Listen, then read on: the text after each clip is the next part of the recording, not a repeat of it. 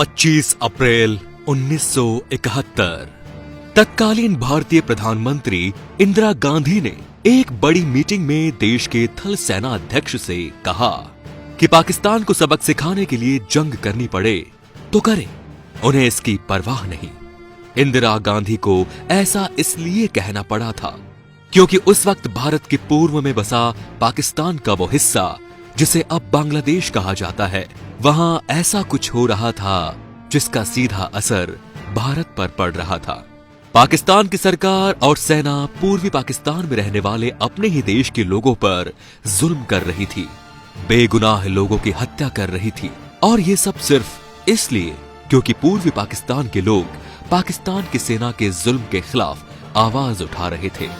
उनकी आवाज दबाने के लिए पाकिस्तान ने पूर्वी पाकिस्तान में नरसंहार शुरू कर दिया था।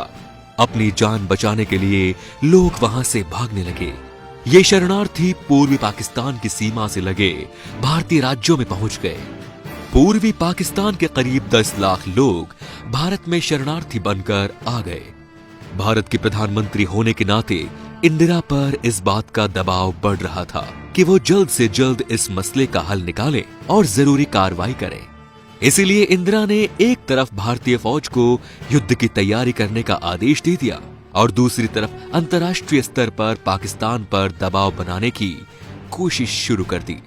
पूर्वी पाकिस्तान यानी आज के बांग्लादेश में हालात बद से बदतर होते जा रहे थे। वहां police, paramilitary force, east Bengal regiment और ईस्ट पाकिस्तान राइफल्स के बंगाली सैनिकों ने पाकिस्तानी फौज के खिलाफ बगावत कर खुद को आजाद घोषित कर दिया था। ये लोग भारत से मदद की उम्मीद कर रहे थे। भारत की तरफ से वहां के लोगों को फौजी ट्रेनिंग दी जाने लगी, जिससे वहां मुक्ति वाहिनी सेना का जन्म हुआ। वहीं पाकिस्तान चीन और अमेरिका के दम पर लगातार भारत को उकसा रहा था। नवंबर के आखिरी हफ्ते में पाकिस्तान के विमानों ने बार बार भारतीय हवाई सीमा में दाखिल होना शुरू कर दिया। इस पर भारत की तरफ से पाकिस्तान को चेतावनी दी गई, लेकिन बजाय संभलने के पाकिस्तानी राष्ट्रपति याह्या खान ने 10 दिन के अंदर युद्ध की धमकी दे डाली। पाकिस्तान को उस वक्त यह अंदाजा भी नहीं था कि भारतीय सेना पहले ही अपनी तैयारी शुरू कर चुकी है। इंदिरा के इरादे पक्के थे, युद्ध का माहौल बनता जा रहा था। सवाल यह था कि पहला हमला कौन करेगा। पाकिस्तान भारत की तैयारी का अंदाजा नहीं लगा पाया। 3 दिसंबर 1971 को पाकिस्तानी विमानों ने भारत के कुछ शहरों पर बमबारी करने की गलती कर दी। हमले की खबर मिलते ही इंदिरा सीधे मैप रूम पहुंची, जहां उन्हें हालात का ब्यौरा दिया गया। उस वक्त रात के 11 बज चुके थे। सेना के अफसरों से बैठक के बाद इंदिरा ने कैबिनेट बैठक बुलाई और फिर विपक्ष के नेताओं से मुलाकात कर उन्हें भी पूरे हालात की जानकारी दी। आधी रात हो चुकी थी जब इंदिरा ने ऑल इंडिया रेडियो के जरिए पूरे देश को संबोधित किया। हम समझते हैं कि केवल हम भारत के लिए नहीं लड़ रहे हैं, केवल अपने उसूलों के लिए नहीं लड़ रहे हैं। हम आज सारी दुनिया में जो दबे हैं, सारी दुनिया में जो वर्षों से, आज के नहीं, जो सदियों से दबाए गए हैं, चाहे वो अपने दबाएपन को न पहचान सके, वो अपनी गुलामी को नहीं पहचान सके, लेकिन हम पहचानते हैं और हम जानते हैं कि उससे आज हम नहीं लड़ेंगे तो यही धक्का हमको लगेगा। इंदिरा ने भारतीय सेना को ढाका की तरफ बढ़ने का हुक्म दे दिया। वहीं भारतीय वायुसेना ने पश्चिमी पाकिस्तान के अहम ठिकानों और हवाई अड्डों पर बम बरसाने शुरू कर दिए। भारत की तीनों सेनाओं ने पाकिस्तान की जबरदस्त नाकेबंदी की थी। 3 दिसंबर के हमले का जवाब भारत ने ऑपरेशन ट्राइडेंट शुरू करके दिया। 4 दिसंबर 1971 को ऑपरेशन ट्राइडेंट शुरू हुआ। भारतीय नौसेना ने भी युद्ध के 2 मोर्चे संभाल रखे थे।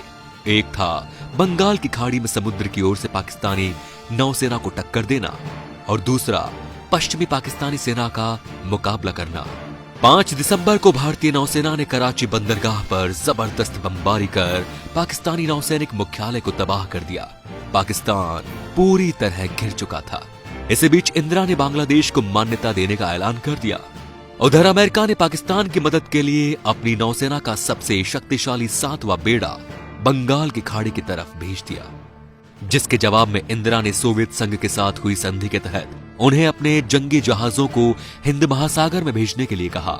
इंदिरा गांधी ने फैसला किया कि अमेरिकी बेड़े के भारत के करीब पहुंचने से पहले पाकिस्तानी फौज को आत्मसमर्पण के लिए मजबूर करना होगा। जिसके बाद थल सेना अध्यक्ष जनरल सैम मोनेकशॉ ने तुरंत पाकिस्तानी फौज को आत्मसमर्पण की चेतावनी जारी कर दी। उस वक्त तक भारतीय सेना ढाका को 3 तरफ से घेर चुकी थी। 14 दिसंबर को भारतीय सेना ने ढाका में पाकिस्तान के गवर्नर के घर पर हमला कर दिया। उस वक्त वहां पाकिस्तान के सभी बड़े अधिकारी गुप्त मीटिंग के लिए इकट्ठा हुए थे। इस हमले से पाकिस्तानी फौज के हौसले पस्त हो गए। जनरल नियाजी ने तुरंत युद्ध विराम का प्रस्ताव भिजवा दिया, लेकिन भारतीय थल सेना अध्यक्ष सैम मोनेकशॉ ने साफ कर दिया था कि अब युद्ध विराम नहीं बल्कि सरेंडर होगा। पाकिस्तानी कमांडर नियाजी ने पहले लेफ्टिनेंट जनरल अरोड़ा के सामने सरेंडर के कागज पर दस्तखत किए और फिर अपने बिल्ले उतारे। सरेंडर के प्रतीक के तौर पर नियाजी ने अपना रिवॉल्वर जनरल अरोड़ा के हवाले कर दिया। पाकिस्तान के सरेंडर के साथ ही प्रधानमंत्री इंदिरा गांधी ने ये ऐलान कर दिया। भारत ने सिर्फ 14 दिन में पाकिस्तानी फौज को हथियार डालने के लिए मजबूर कर दिया और इस तरह इंदिरा ने पाकिस्तान को तोड़ दिया, उसके 2 टुकड़े कर दिए। तो दोस्तों, ये वीडियो कैसा लगा हमें कमेंट करके जरूर बताएं और अगर वीडियो पसंद आया तो प्लीज इसे शेयर भी जरूर करें। धन्यवाद।